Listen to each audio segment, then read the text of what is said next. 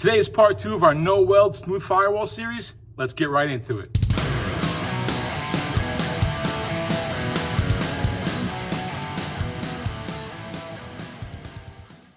Guys, welcome back to In the Shop TV. If you're just tuning in for the first time, we've been building a no-weld smooth firewall for our 55 Chevy truck. If you're already subscribed, welcome back. Bringing you guys up to speed so far, the first thing we did was we got my wife out here. We made a paper template of this area, then transferred it to this hardboard piece of Luan so we have something more rigid, and put it on top of our metal and cut that out. Still got some shaving on the inside here to kind of make that flush with this part of this recessed tunnel. We've got to prep this for paint because it's kind of scratched up from getting tooled and everything. And we've got to prep our entire firewall behind it. We're gonna paint that. We're gonna wire wheel it, get it down as clean as we can to bare metal, and get it in a nice satin black to match our engine bay once everything's all done. A lot needs to happen today. I'm jumping right in, let's get it. All right, so the first thing we're gonna do is get this firewall that we just made off of here so we can get ready to prep our firewall that's underneath it. We're gonna take these 2 bolts out first. They're just some self-tappers to temporarily put this in place. Also mark the holes that we're gonna use to drill once this is complete. Next thing I'm gonna do is I'm gonna get this magnet put in place right here. This piece of metal is really thin. If you've ever seen other firewall panels that they sell for trucks like this, they usually cut it and just make 2 separate panels for obvious reasons. It becomes really kind of flimsy, and this will bend very, very easily if we're not careful. So we'll leave these top 2 in just so it holds it in place, but in the meantime, we'll go ahead and get the rest of these bolts out.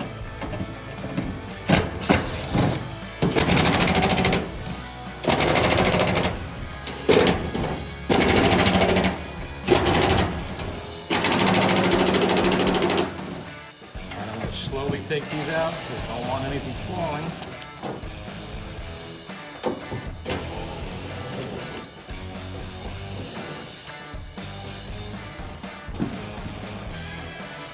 Oh, this magnet's a lifesaver.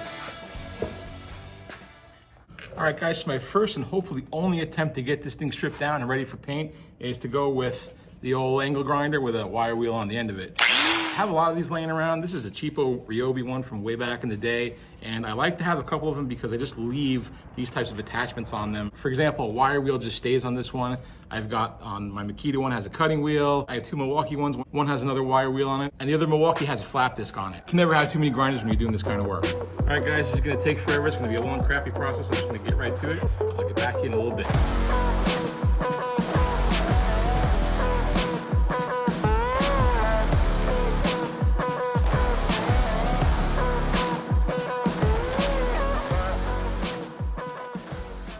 Guys, I'm stopping prematurely because I just want to show you this. Somebody has already done this work and prepped this cab before we got it because the only thing on here was the primer that you see, this gray stuff, and it's all clean metal underneath it. There's 0 rust, 0 residual paint from the factory, nothing. Somebody has already taken care of this. So I'm not going to go through taking all this down. We know it's prepped already. I'm gonna work on this bottom area because there's some kind of undercoating on here or old bed liner or that rubberized stuff. So we're trying to get that smooth and we'll focus on this bottom part. And I think we're gonna just give this a light sanding and get it ready for some paint. It is not very often that you encounter wins like this where you're dealing with a 70-year-old car and the metal underneath it is clean. In fact, that hardly ever happens. But I'll take the win where I can get it. All right, guys, talk about luck. Look how good a shape this cab is in. That is all the original floor plans in metal. But man, this stuff is looking great. All right, so I'm just going over everything with a red scuff pad, 320 grit scuff pad. Does a really good job of smoothing out the edges where, you know, the residual primer meet the metal so you can't feel any lines or anything like that. It puts a nice scratch too, just a light scratch in the existing primer so that whatever we put over here will have a better chance of sticking. All right, let's get this blown off.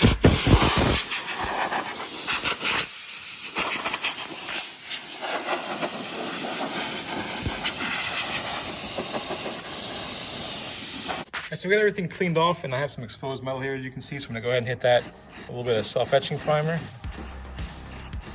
Always want to seal up your exposed metal first before you do anything to it, paint it, body fill or anything.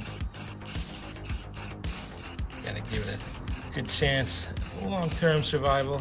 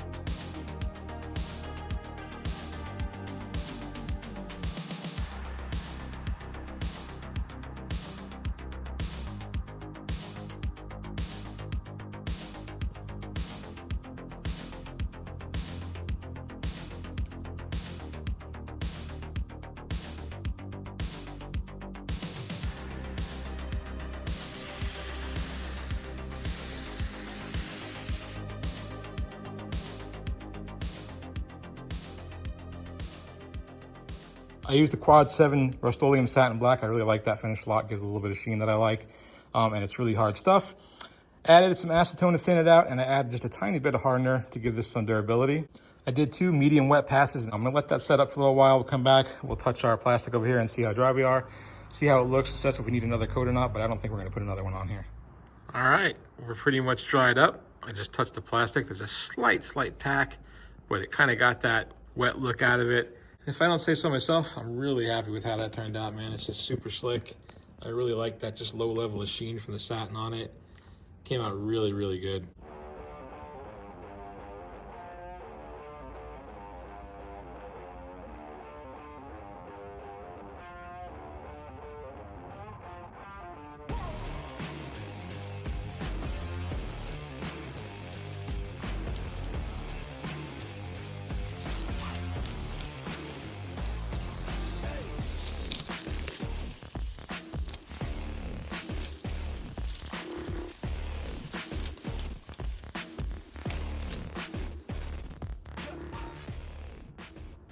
All right, so it's the next day. I let this thing dry overnight, and it is looking fantastic. I'm really happy with how it came out.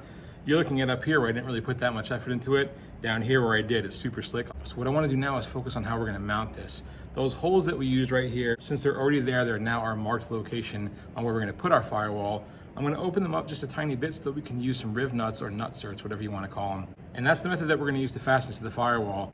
So these right here are called rivnuts. If you've seen these before, I apologize for the sermon, but for those of you that haven't, I'm going to explain it anyway. Basically, this insert goes through the hole in your firewall or whatever metal you're trying to fasten, and then you use your rivet gun here, which has a threaded end that's specifically for this. It gets threaded in there, and it just kind of draws on the back of it and pulls it so it balloons out, and then it totally permanently fastens it in whatever piece of metal that you're trying to fasten it in. Then you have threads there on the inside. Where you can put your bolt or whatever it is, screw, hardware that you want to fasten the object to. So these basically become like a threaded hole in whatever object that you have that did not have threads in it prior.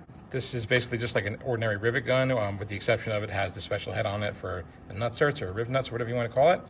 And then these are the fasteners that I chose to fasten the finished product to the firewall.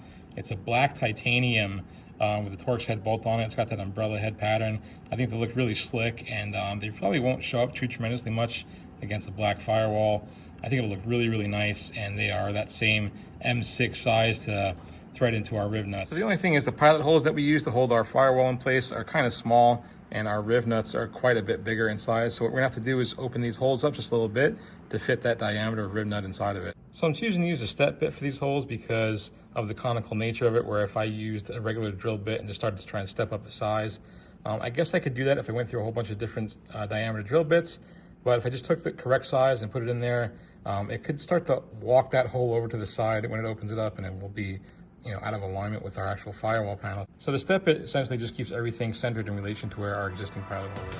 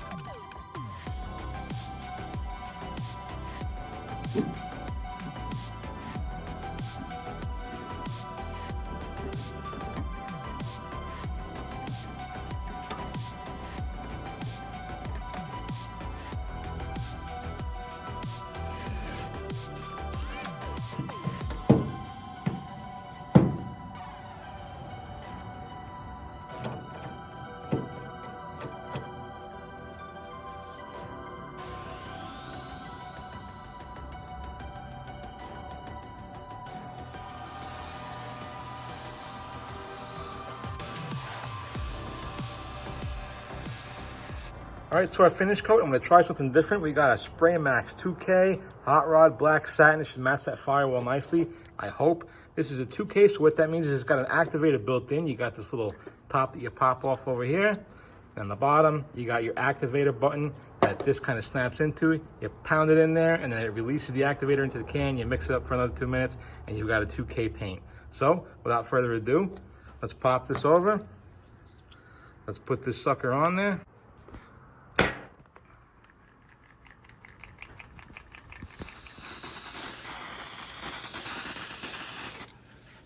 All right, so it laid down pretty smooth, not too bad. I'm gonna go ahead and let this dry overnight and we'll come slap her on in the morning. All right, so our piece is all set to go. What I've done is put some weather stripping here that is compressible. It compresses to the exact height of the riv nut itself from the distance from the firewall.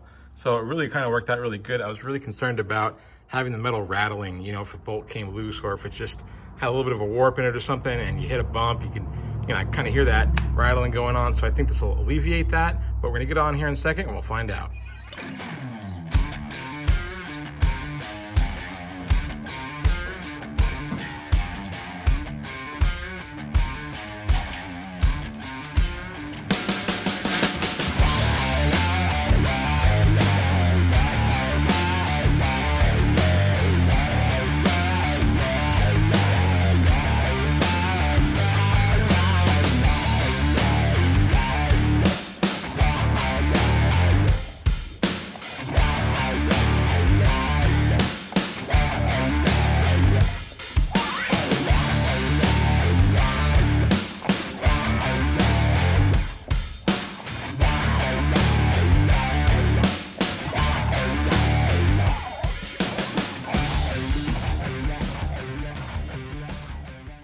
I shot both of these parts, the original firewall and the panel, two different products. The good old trusty Rust-Oleum satin black, quad 7 formula. People have been using this stuff for years, holds up really well. Then I tried the product that is specifically meant for stuff like this, which is a strictly automotive product, Spray Max 2K product. It's called Hot Rod Satin Black. I was like, all right, let's give this a shot. And I gotta tell you, I like the Rust-Oleum so much better. Now, to be fair, part of it is that I shot it out of a spray gun. Granted, it was only this cheapo Harbor Freight, you know, $19.99 special that I picked up. But it came out, you know, using a spray gun, it always shoots so much better as long as you know what you're doing with it.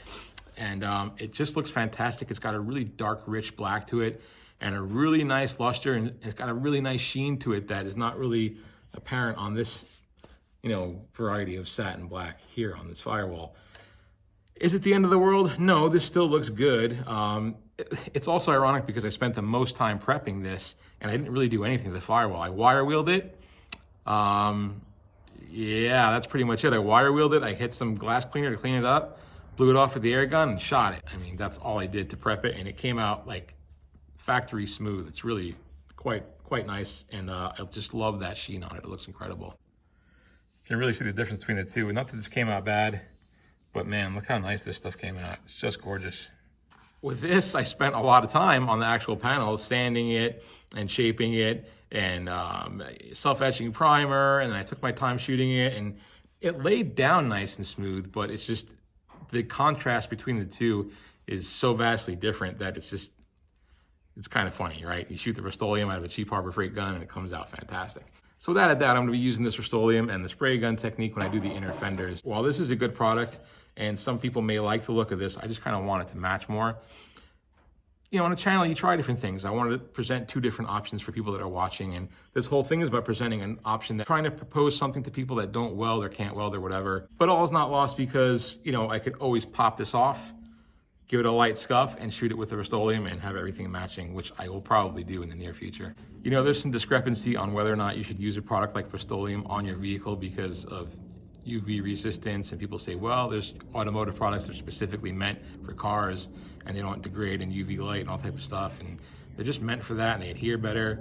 I haven't quite done my research to validate any of that yet or you know, debunk it, but I'm kind of hoping that there is something to be said about using Rust-Oleum on a car, because the way this satin black looks, I'm tempted to spray the whole truck in it. It looks that good. Another good move is putting that weather stripping back here. We got no rattling or metal on metal clanging around. It was a good move. Well guys, I worked pretty hard on this project. It doesn't look like it, it's only a few minutes on video, but I spent about 3 or 4 days doing this, and I put in quite a few hours during those days. So if you guys do just a tiny bit of work for me and hit that like button, it really helps out the channel. Click that thumbs up and subscribe, I'd really appreciate it. We have a ton of content to come, as you can see. We're nowhere near done with this truck yet, but we are motoring forward day by day and trying to get there. I really want to get this cab done as my priority now, to where I can mount it on the frame and start with steering and brake booster and all that good stuff, so that I can drive this truck in and out of the shop really an important thing for me because I've got a car back there. My wife's 75 Corvette I got to start working on. And it needs body and interior. So I figure I want to kind of do both of those things at the same time if possible. So really important, first priority, this cab's got to get done and mounted on the frame. So if you guys like this content, you want to see more of it, please hit that subscribe button. Thank each and every one of you for being here and for watching along on this journey. I hope this was cool. I hope you like it. I hope this works for you. If you don't have a welder, or you don't like welding, or you don't know how to weld, really cool option for you to have that kind of show car look and not have to bring it to a welder or, you know, butcher it or whatever. Guys, until next time, as always, I'll see you in the shop.